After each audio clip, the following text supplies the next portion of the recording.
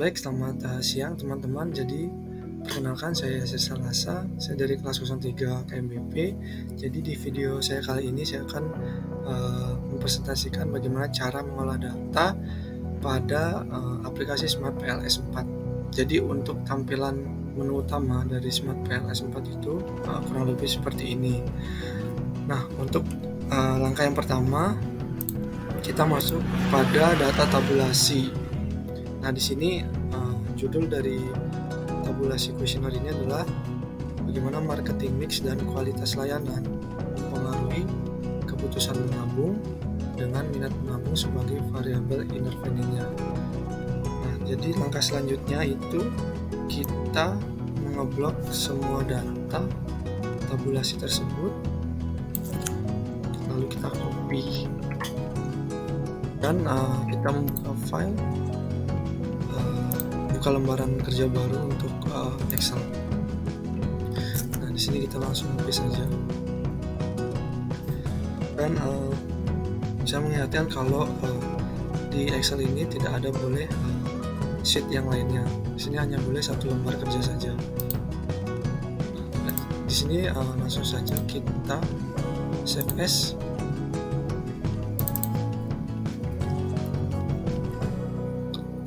Teman-teman bisa pilih tempat untuk data tersebut supaya mudah. Saya taruh di download aja. Lalu untuk save as type-nya kita menggunakan CSV atau comma delimited. Baik, kita kasih judulnya project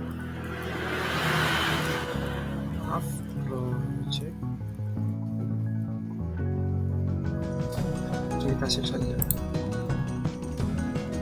Setelah itu kita masuk ke aplikasinya. Nah, setelah kita masuk ke aplikasinya, kita klik pada icon new project. Di sini ada name, klik new project, kita pakai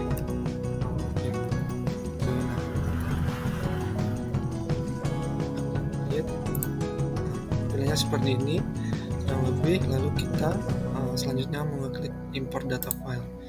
Jadi kita pilih data CSV yang udah kita save tadi. Nah, ini dia. Lalu kita open.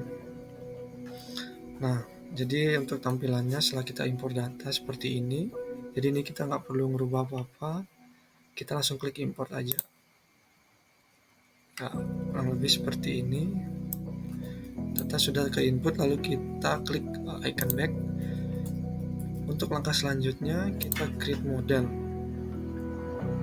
Nah, di sini untuk model type-nya kita pilih PLS SEM. Nah, untuk model name-nya bisa kita buat latihan. Oke, kita save aja. Nah, untuk tampilan selanjutnya seperti ini kurang lebih. Jadi di bagian sebelah kiri ini adalah data-data dari tabulasi kuesioner yang tadi. Jadi ada variabel bebas, terdiri dari variabel bebas, variabel intervening, dan variabel income. Nah, jadi untuk menggambar kerangka berpikir atau kerangka modelnya, jadi yang pertama itu kita blok untuk variabel yang pertama, jadi x1 sampai x5. Setelah kita blok, kita tarik ke lembar kerja kosong. Nah, kurang lebih tampilan seperti ini. Kita beri nama sesuai judul dari tabulasi yang tadi.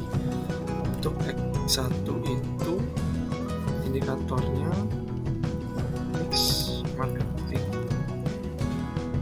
Jadi dari 5 variabel. Kita enter. Lalu lakukan seperti yang tadi. Kita blok dulu. Untuk variabel bebas yang kedua X2.1 sampai X2.5. Kemudian kita tarik ke lembar kosong, lalu kita beri judul. Untuk variabel bebas yang kedua itu adalah kualitas.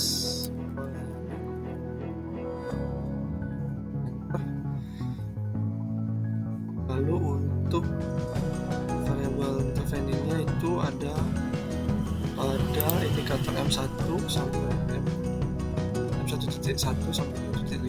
Jadi caranya sama, kita blok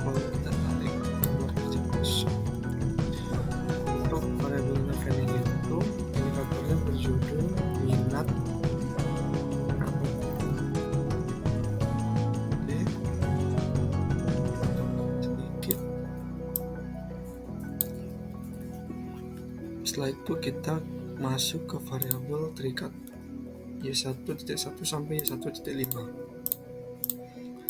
Kita tarik untuk indikator variabel terikat, itu judulnya keputusan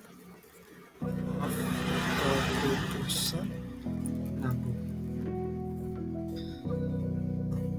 Sudah terbentuk untuk gambar modelnya, kita bisa rapikan. Ini saya kecilkan dulu, lebih seperti ini. Nah, untuk pada bagian bar ini atau tools, teman-teman bisa pergunakan untuk mengedit atau merapikan kerangka model. Jadi ini kita tinggal tarik aja, disesuaikan.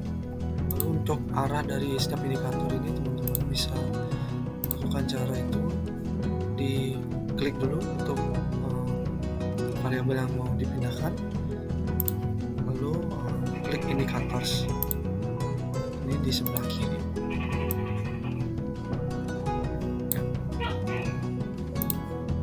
Ini juga itu, klik indikator ke arah kiri.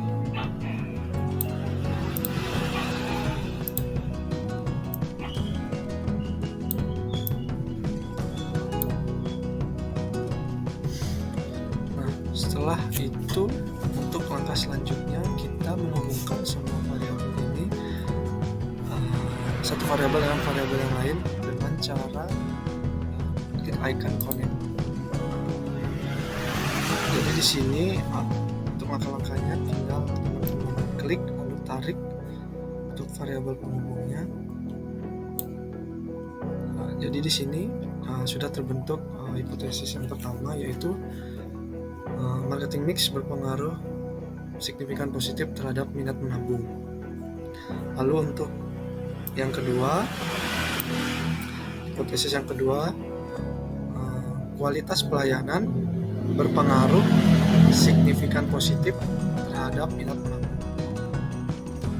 Untuk hipotesis selanjutnya, yaitu hipotesis ketiga, itu marketing mix berpengaruh signifikan positif terhadap keputusan menabung. Untuk hipotesis keempat, itu kualitas pelayanan berpengaruh signifikan positif terhadap keputusan menabung. Lalu untuk hipotesis selanjutnya, hipotesis kelima, itu hipotesis minat menabung berpengaruh terhadap signifikan positif terhadap keputusan menabung. Lalu untuk hipotesis ke-6, itu marketing mix berpengaruh signifikan positif terhadap keputusan menabung dengan minat menabung sebagai variabel intervening. Lalu untuk hipotesis yang terakhir, hipotesis ke-7, itu ada kualitas pelayanan yang berpengaruh signifikan positif terhadap keputusan menabung dengan minat menabung sebagai variabel intervening.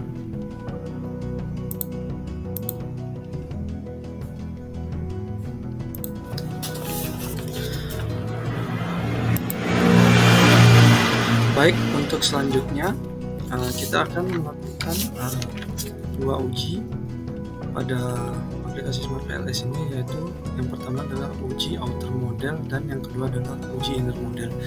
Jadi pertama-tama kita akan mulai dari uji outer model.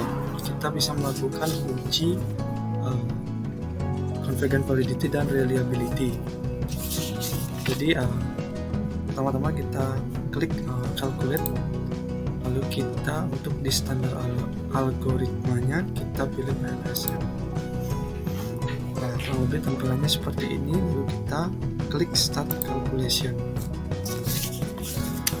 Nah, untuk langkah selanjutnya kita pilih outer loadings.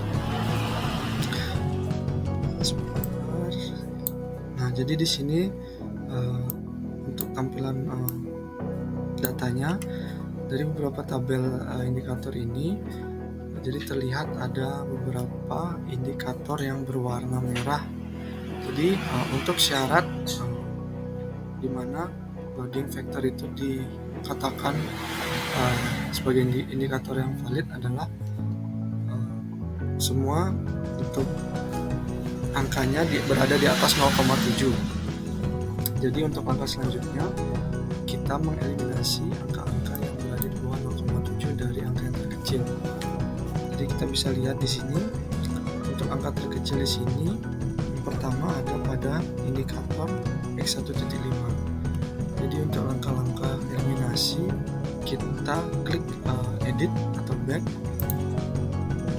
Nah, jadi untuk tampilannya di sini pada desain gambar kita klik yang terkecil itu berada di X1.5. Setelah kita klik pada kolom yang di sebelah kiri, kita langsung klik pada indikator tersebut dan delete. Nah, setelah itu kita kembali lagi ke loading outer.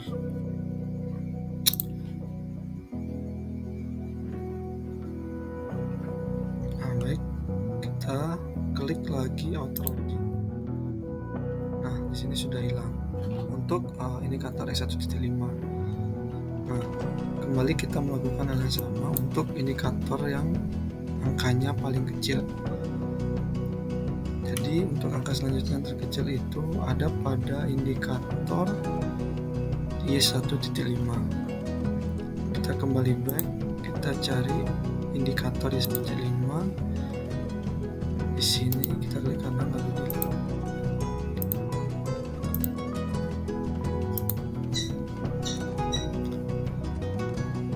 Lalu kita klik kembali auto loading dan kembali kita mencari indikator terkecil. Untuk indikator terkecil selanjutnya ada pada kolom indikator Y1.4. Kembali Y1.4 kita delete. Cara ini kita lakukan berulang kali sampai seluruh indikator berwarna hijau. Jadi itu syarat untuk indikator dikatakan valid. Untuk yang selanjutnya indikator terkecil ada pada kolom M1.1. Baik, kita delete saja langsung.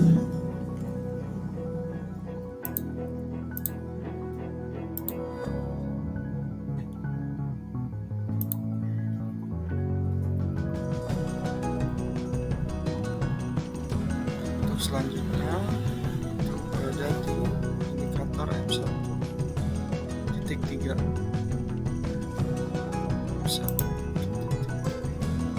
Kita langsung delete.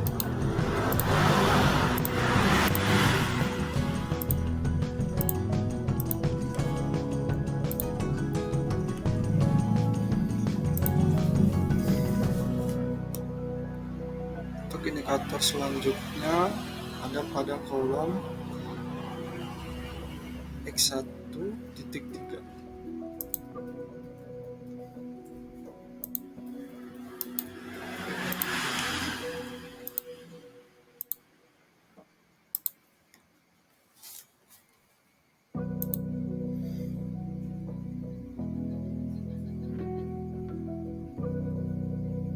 Untuk yang selanjutnya itu berada pada indikator X2.3.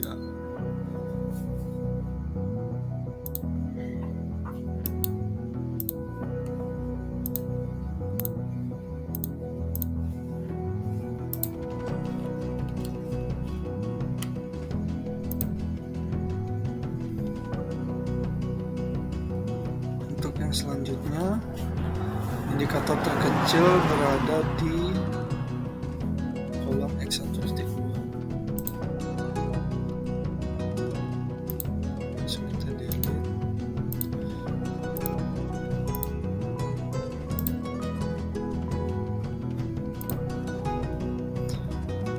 Nah, selanjutnya indikator terkecil berada pada Y1.1.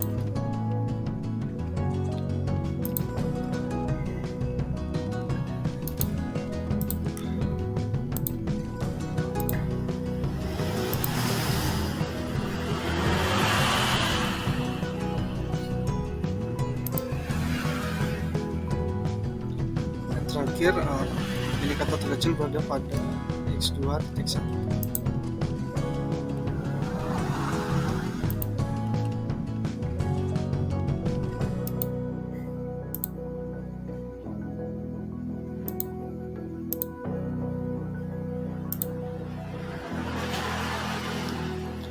Kita pilih auto loading.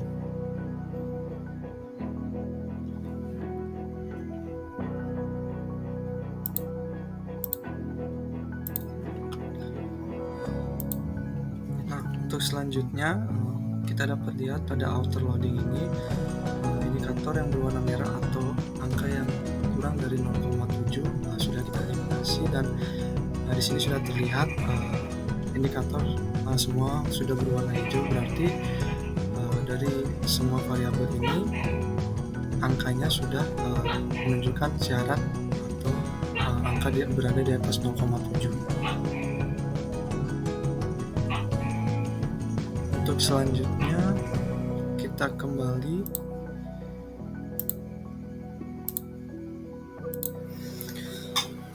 baik. Untuk yang selanjutnya kita akan menguji reliabilitas menggunakan nilai composite reliability. Jadi untuk langkah-langkahnya kita klik calculate, lalu pilih PLSM, lalu kita start calculation. Lalu kita cari construct reliability dan validity.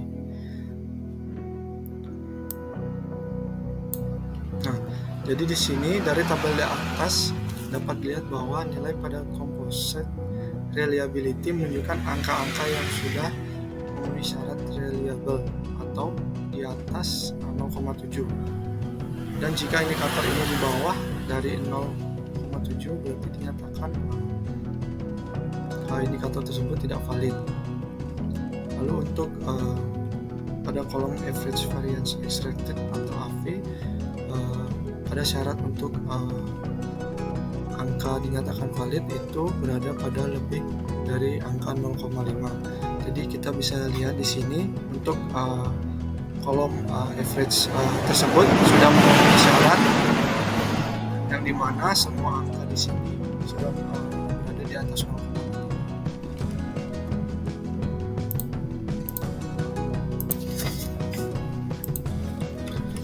Untuk yang selanjutnya kita akan melakukan evaluasi struktur model, yaitu inner model. Jadi di sini akan kita pilih koefisien determinasi R-square. Nah, jadi di sini uji determinasi R-square tersebut dilakukan untuk mengetahui seberapa besar pengaruh variabel independen terhadap variabel dependen tersebut. Jadi dapat kita simpulkan bahwa di sini keputusan menabung memiliki angka variasi atau R-square sebesar 0,417. Lalu untuk indikator minat menabung itu nilai R-square-nya sebesar 0,372. Jadi di sini bisa kita lihat bahwa kontribusi marketing mix dan kualitas pelayanan terhadap minat menabung memberikan variasi sebesar 0,372. Lalu untuk kontribusi marketing mix dan kualitas layanan terhadap keputusan menabung memberikan variasi atau nilai R-square sebesar 0,417.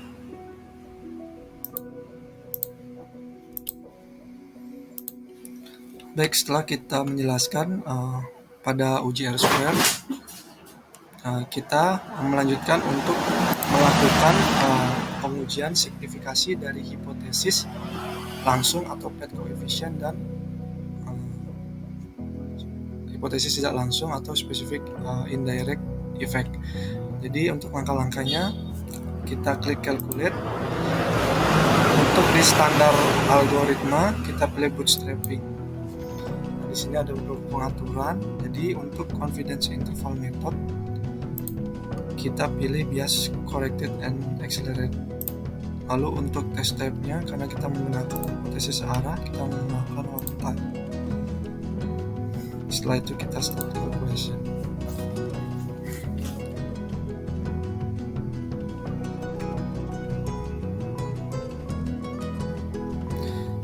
Untuk langkah selanjutnya kita pilih add coefficient.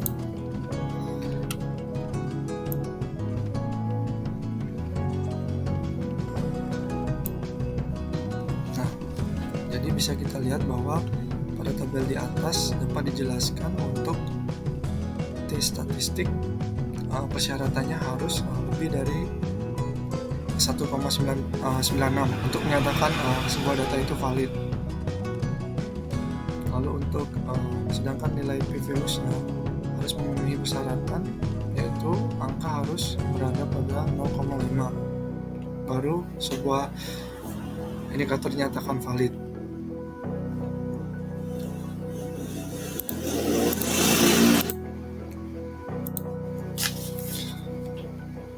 Baik, untuk hipotesis yang pertama itu ada mix marketing dan minat menabung. Jadi kita bisa lihat untuk di T statistiknya itu berada di angka 3,485. Lalu untuk p-values-nya itu berada pada angka 0,00. Jadi kesimpulannya bahwa marketing mix dan minat menabung itu dinyatakan tidak valid karena ada T statistik tidak memenuhi syarat atau melebihi 1,96, dan untuk p-values-nya di bawah 0,05. Lalu untuk hipotesis yang kedua itu ada kualitas pelayanan dengan minat menabung. Untuk T statistiknya itu berada di angka 3,516. Lalu untuk p-values-nya itu berada pada 0,06. Jadi untuk hipotesis yang kedua ini dinyatakan tidak valid karena angka T statistiknya berada pada lebih dari 196 dan untuk p-values-nya berada di bawah 0,05. Lalu hipotesis yang ketiga itu berada pada mix marketing terhadap keputusan menabung. Di sini untuk T statistiknya berada pada 0,343 yang dimana ini sudah melebihi persyaratan 1,96 dan untuk p-values-nya berada pada nilai 0,366.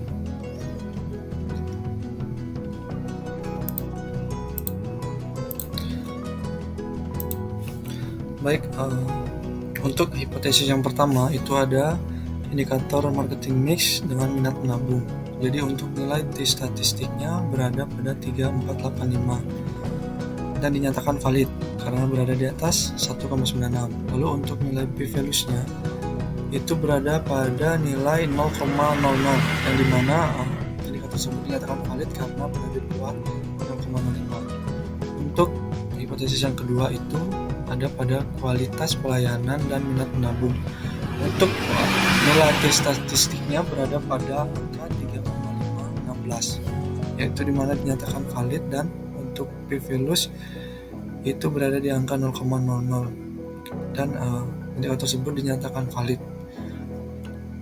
Dan untuk hipotesis yang ketiga itu ada marketing mix dengan keputusan menabung, di mana nilai T statistiknya berada di atas 1,96 dan dinyatakan valid, dan untuk nilai p-values itu berada di atas 0,05. Jadi untuk angka p-values dinyatakan tidak valid karena tidak memenuhi persyaratan. Lalu untuk hipotesis yang ketiga itu ada kualitas pelayanan terhadap keputusan menabung. Nah, di sini untuk nilai T statistiknya berada pada di bawah 1,96, yang dimana angka ini indikator ini tidak dinyatakan valid karena kurang dari nilai 1,96. Dan untuk nilai p-values-nya di sini berada di 0,05 161 dan dinyatakan tidak valid karena berada di atas 0,05. Dan untuk hipotesis yang kelima, di sini ada minat menabung dengan keputusan menabung. Di sini untuk nilai T statistiknya berada pada angka 4,823, yang dimana indikator tersebut dinyatakan valid. Dan untuk nilai p-values di sini berada pada 0,00 dan dinyatakan valid karena berada di bawah 0,00.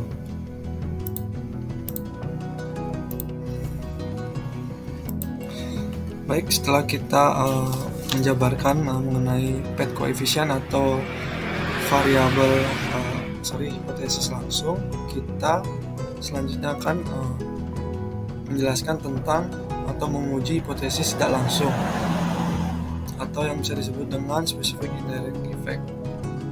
Jadi kita langsung klik aja di sini specific indirect effect. Nah, baik, dari data hasil pengolahan dari specific indirect effect, di sini bisa kita lihat bahwa marketing mix terhadap minat menabung yang berpengaruh kepada keputusan menabung itu berada pada, untuk nilai T statistiknya berada di angka 2,772, yang dimana indikator tersebut dinyatakan valid karena berada di atas angka 1,96. Dan untuk nilai p-values itu berada pada 0,003 dan itu dinyatakan valid karena berada di bawah 0,05. Dan untuk hipotesis yang ketujuh itu ada kualitas pelayanan terhadap minat menabung yang berpengaruh pada keputusan menabung. Jadi untuk statistik nilai T statistiknya berada pada angka 2,755 yang dinyatakan valid, dan untuk nilai p-values-nya berada pada nilai 0,003 dan itu dinyatakan valid. Baik, untuk langkah selanjutnya kita sudah selesai dengan semua uji hipotesis. Lalu untuk langkah-langkah mengopi atau mengimpor kerangka model penelitian, kita dapat menggunakan cara yaitu screen tangkap layar. Jadi kita pertama-tama kita buka Microsoft Word.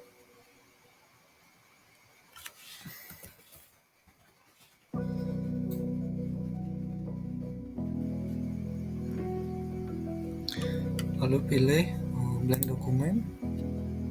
Baik, kita balik lagi ke aplikasinya. Teman-teman bisa mempergunakan Windows, lalu tekan Shift, lalu tekan S.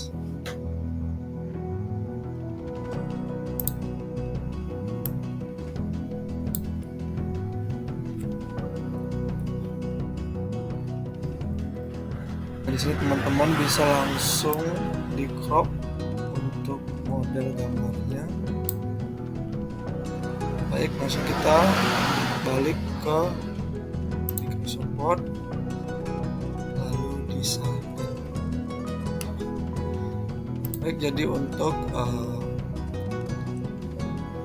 pengaplikasian atau mempergunakan aplikasi pengolah data Smart PLS,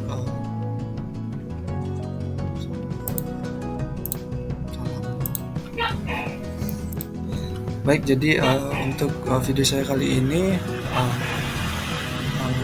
cara untuk mengolah data dengan menggunakan Smart PLS 4. Semoga video ini bermanfaat dan sampai jumpa di video berikutnya. Terima kasih.